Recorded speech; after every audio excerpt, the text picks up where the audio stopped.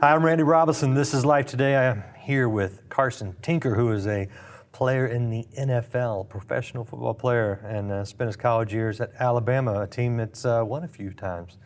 Carson's got a new book called A Season to Remember.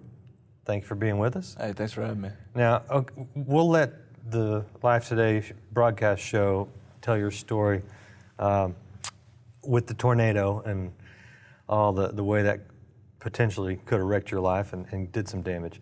That's at lifetoday.org. I got a few questions just because I got a professional football player sitting here.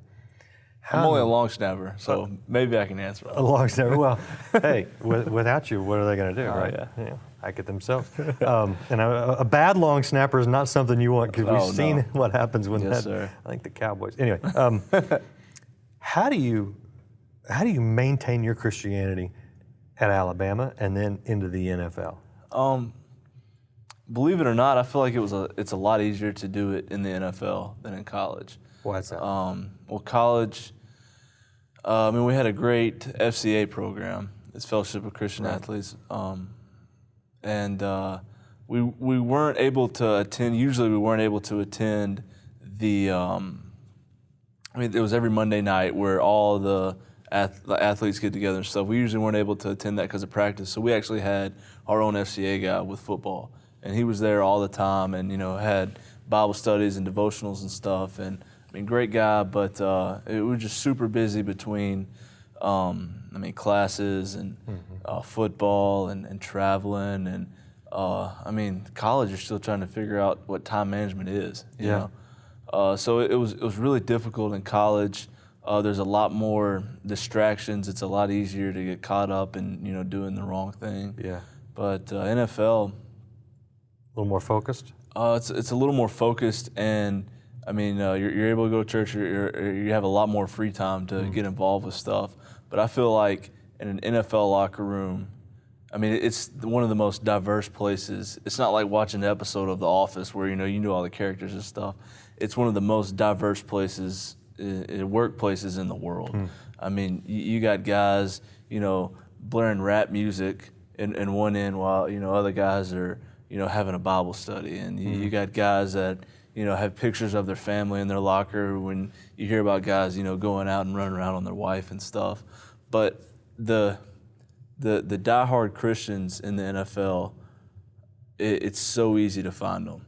Yeah. And it's so easy to get involved with them and connect and learn and just have the good fellowship that I grew up having in a church home that I felt like I couldn't really get in college.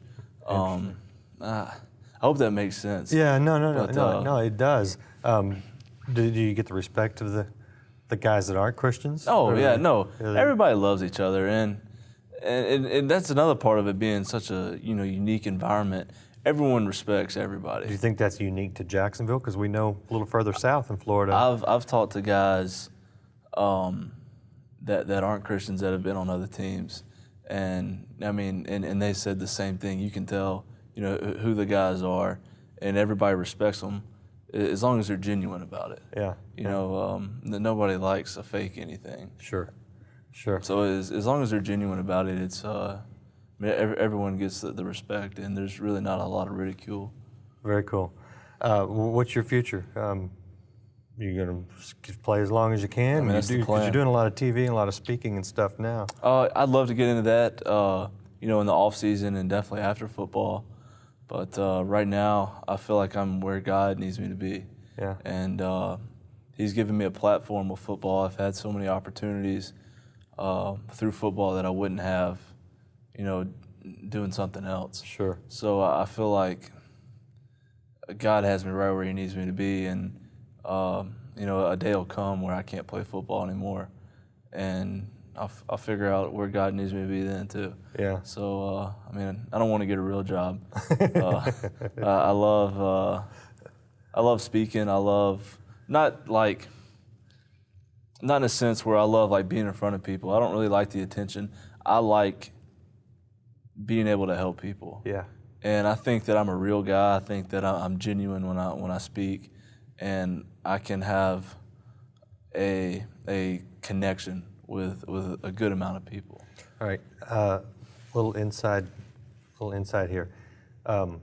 Should I draft anybody from Jacksonville on my fantasy football team? Everybody. Everybody. Everybody.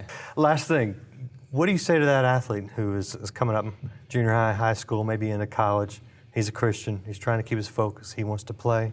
What's the best advice someone who's been through all that can give? Yeah, I mean, every time I talk to guys, I was in those shoes, you know. Right. I never thought I'd be playing in the NFL. I never thought I'd play college. I never thought I'd get a scholarship. But something that I did every day was I just tried to get better.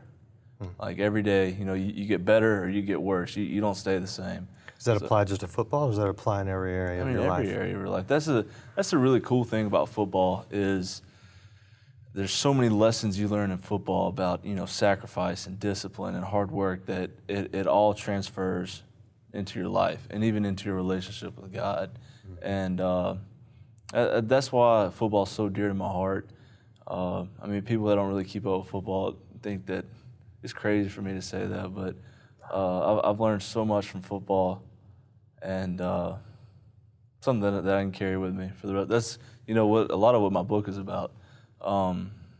If you see on the show what happened to me, well, a lot of the recovery and the rehab and the fighting adversity comes from the lessons that I learned, you know, in football. Yeah. And I even talk about all the other lessons that I learned from Coach Saban in the book. So very cool. Where can people get the book?